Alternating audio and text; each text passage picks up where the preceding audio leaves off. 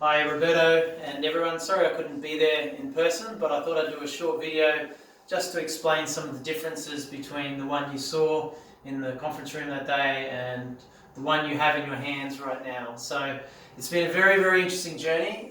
Thanks for being extremely patient with us. I wanted to spend a bit of time explaining this new prototype. So if you have a bit of a closer look, that was the version 1 which we sent and demonstrated to you last time, and this is the version 2. It's significantly thinner. It is slightly longer. It is also made of the same soft CNC plastics, so it's not finely tooled yet, so the plastics are only to 0.5 millimetre. It's not down to the 0.1 of a millimetre, so we've still got quite a little bit of work to go before the production units are tooled up. I also wanted to mention to you that the size is exactly what you were after. So we have made it thinner. We've also gotten it to the length of an S8. So that's an S8 phone. That's the maximum limitation.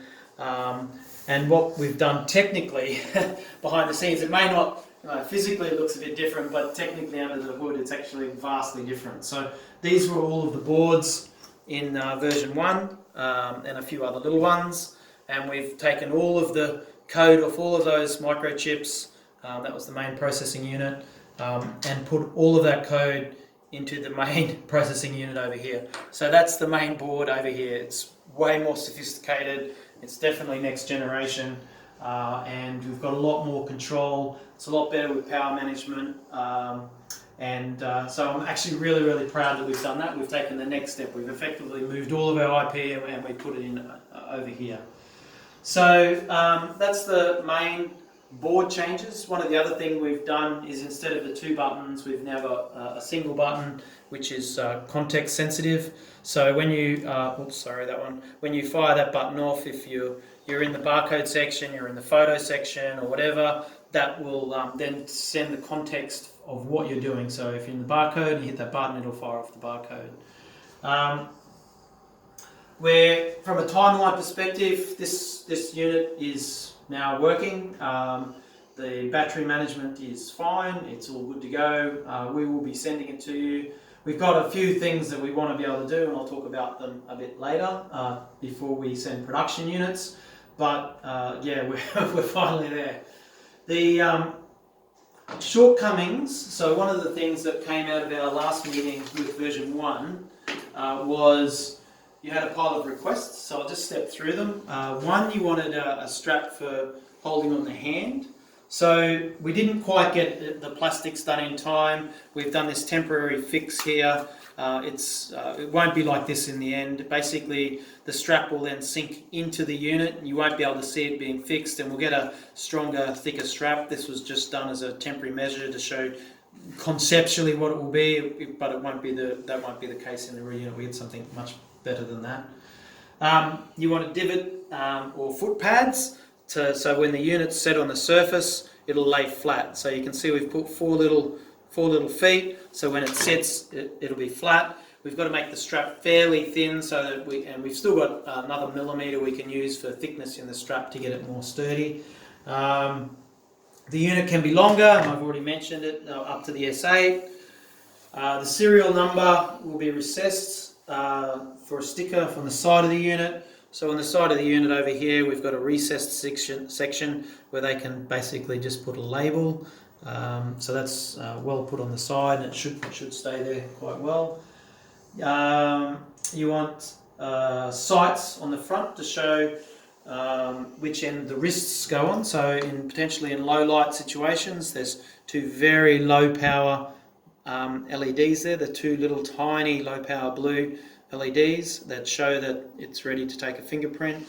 We also have a battery here which basically shows it's down to just under 20% of power. The next one was you want to do individual fingerprints or 4 at a time. Well, I'll just turn this phone back on. So if we grab fingerprint, put say 3 there, see 3 coming up. This one current fingerprint is set waiting for 4 full fingerprints to come through. So you can see that that's the fingerprint moving from there to there. Border Patrol wants to capture fingerprints and rolls. So yes, we've got that as well. So if I show you a roll, this finger is going in here and it's rolling all the way across. So you can grab full rolls in that. So the underlying SDK can do all of that, but the wrapper which we provided for all your legacy apps doesn't have roles in it because your current apps don't have roles. So we're happy to work with your development team to bring that on once you've got the capability at your end to capture a role. Same with using the barcode as a camera for license plates, which is a request from Border Patrol. So that currently is not in the current SDK, but we can add it once you're ready to take it. I want to push a firmware upgrade where they can coordinate with the teams. So one of the reasons we moved from this architecture to this architecture is this is running the Android IoT platform, and we can give Sarkweb's team full control of that chip. So he's able to stage and move down firmware on an MDM solution and basically be able to upgrade the chip at any time. So that we're really, whereas this was a much more difficult process for upgrade. Tether must be available in primary. So on this architecture we couldn't do that. It is possible on this architecture. We haven't enabled it as yet. It's just that's one of the things left on our to-do list. But it's not in your current SDK, so we thought we'd have another couple of weeks before we can get that built. But in the side there's a USB Type-C. That is where the tether will go. So you'll basically just plug it into that, and it's capable to tether on the PC. Currently, it's all integrated into Android. Want to plug this into a computer? That's the same thing. Ensure that one grabber app does it all. It must be backwards compatible. So yes, we're still working on that. So that's the one app. You can see we've got all the different areas. It's got a tick, which means it's synchronized. You can flip over magstripe, passport, or whatever back to barcode. So that's how the app works. That's our demo app. The actual controlling app to sync and connect, that's already one you've seen already. So I won't bother going through that today. So look, the shortcomings, what have we got to do? There's lots of little enhancements which you can't see. We've got to refine the plastics down to a much finer fine grain, like down to the 0.1 of a millimeter. We've got to tool up. There are a few little enhancements, so we've got to, the RFID tuning hasn't been done, so the range on this particular RFID unit is very, very limited, but you've used the RFID for many years, its range, so there's no difficulty. We just haven't had time to tune it. For us, you really wanted a good, reliable unit to get over there to make sure you can test, so we'd rather just send this one, and we won't. The RFID has to be, basically it's got to be exactly right to accept it. We just haven't had a chance to tune it for all of the electrical components in this box. So that's probably about it today. Look, it's been a pleasure working on this project. We're actually really, really excited. It's completely the next generation.